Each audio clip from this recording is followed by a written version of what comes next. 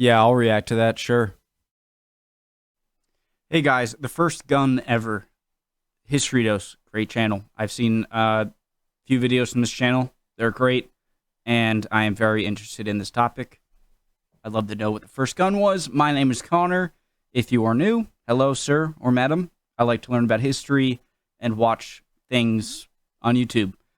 Original link to the video, top of the description below. Right below that, link to the Discord. If you are not ready to learn, there's the door. Home mech is down the hall. Let's go.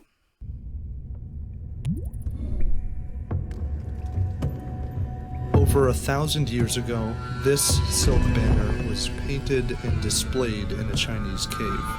It depicts the demon Mara unleashing an army of monsters to stop the Buddha from achieving enlightenment. But what's really interesting about this painting is over here. This demon wields a fire lance, a kind of flamethrower that is the likely ancestor of every gun and cannon ever created. The banner is the oldest known depiction of a gunpowder weapon in the world. More than 100 years before this was painted, Taoist monks were trying to create an elixir that extended human life. In their records, they cautioned against making a particular mixture that had singed their beards and burned down workshops. In mixing saltpeter, sulfur, and charcoal, the Taoists had accidentally created gunpowder. The mixture burned extremely quickly and generated a large volume of hot gas in the process. It wasn't long before Chinese militaries learned that if you put that gas in a confined space, it would force its way out with an explosion. Historian Peter Lorge writes, "Gunpowder and the gun were invented in China, and while knowledge of the former may have come about accidentally, the latter was unequivocally a weapon of war." In 1132, during China's Jinsong Wars, a rebellion cropped up around the Song dynasty city of Dayan. The governor Chen Gui watched as 10,000 rebels surrounded his city walls and mounted a siege. For 70 days, the rebels pummeled the city with catapult fire, injuring Chen's foot and leaving the city's people starving and hopeless. Until, finally, the rebel commander sent a peace offering. He would lift the siege if Chen Gui sent him a concubine, but Chen sensed desperation in the enemy camp and rejected their offer. He ordered his soldiers to jury-rig over 20 fire lances. These were gunpowder-filled bamboo tubes attached to spears. There was no projectile, rather they launched a searing jet of flames that lasted for about 5 minutes. The rebels sent women and children to fill Chen's moats with straw and mud, then pulled a fleet of mobile siege towers called sky bridges to Dayan's walls. Chen quickly deployed his fire lancers, who shot flames at the skybridge porters. The enemy frantically pulled the towers back, where they became stuck in the poorly filled moats. The defenders capitalized, firing arrows, hurling bombs, and unleashing fire oxen, animals made to carry delayed action gunpowder bombs on their backsides. The skybridges crumbled in flames and the rebels retreated. The city of Dayan was free again.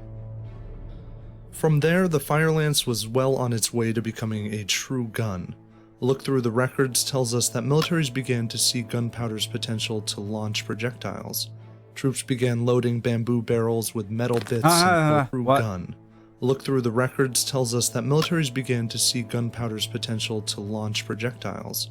Troops began loading bamboo barrels with metal bits and shards of pottery. Some variations also fired arrows. The problem was that if troops wanted to shoot someone very far away, they needed a more powerful gunpowder explosion, which required a stronger barrel. Bamboo wasn't going to cut it. Records possibly as old as the early 1200s mention a 3-foot iron gun people used to shoot bullets at bandits hundreds of feet away. It's impossible to say exactly when the first true single projectile metal gun was invented, but historians agree that it happened sometime in the 13th century. From there we see the rise of true firearms, from the godfather of handguns, the hand cannon, to modified fire lances that fired a lead bullet and spit poison flames. It seems safe to assume that these early gunpowder weapons immediately changed the face of war, but that's not true. The nature of Chinese warfare left little room for early firearms. Threats to Chinese power often came from nomadic steppe armies like the Mongols, who relied heavily on elite horse archers.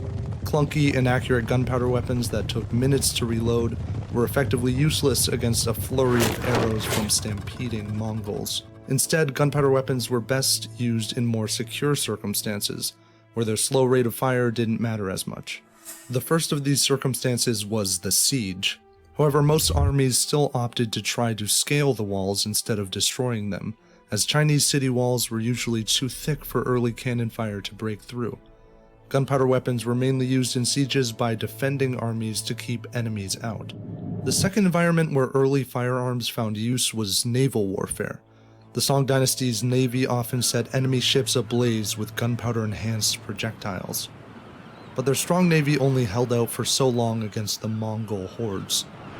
Kublai Khan and the Mongols crushed the last of the Song in 1279 and established the Yuan dynasty in China. The Mongol war machine adopted Chinese gunpowder technology. This Japanese scroll shows samurai retreating as Mongols shoot arrows and throw gunpowder bombs at them. The Mongols also used hand cannons during the Battle of Tsushima in 1274. While the Mongols couldn't take Japan, they took virtually everything else. They toppled kingdom after kingdom, creating an empire that stretched from Korea to Hungary. In the process, they helped spread knowledge of gunpowder to the rest of the world. The Middle East had fire lances by 1280, and cannons appeared in Europe by the 1300s. In European warfare, gunpowder showed more promise. Early guns could be used effectively against infantry, and castle walls were generally brittle enough to break with cannon fire. By the early 1400s, Joan of Arc was expertly using artillery to fight the English. The newfound effectiveness of the firearm in Europe and the Middle East helped drive innovation. Trigger firing mechanisms, improvements in accuracy, and breech loading would gradually make guns effective on virtually any battlefield across the world. The role of China in the firearm revolution is often ignored. While guns may have taken off in Europe and the Middle East, the firearm is a Chinese invention. That's definitely true. I always thought it was used for different purposes other than war, like people say, like fireworks and stuff like that. And it was only when other kind of cultures saw that and used it as weapons. Obviously, that's not the case. They knew the power it could have on the battlefield. So that's interesting. Also, the voice crack, the bull, like having the spear flamethrower things on the bull. It's pretty cruel and everything to the bull, but I feel like it would have a dual purpose, because if you let that thing out into the crowd, yeah, the fire's going to do damage, but also the bull is going to be going crazy. It's literally like lit on fire in the back, and so that rampaging bull might do a lot of damage as well. For better or worse, one of the most impactful inventions in human history. Definitely. So thanks for watching the video. Make sure to subscribe and hit that notification bell. I am. Also, consider donating to our Patreon account. Awesome video. This is a great channel. Such well, edited and well done videos. Really interesting, and I learned something as well. Awesome. Hope you guys are all doing well. If not, that sucks. Keep your head up. You'll be good soon. Don't worry. Emotions are fickle, my friend. See you next time.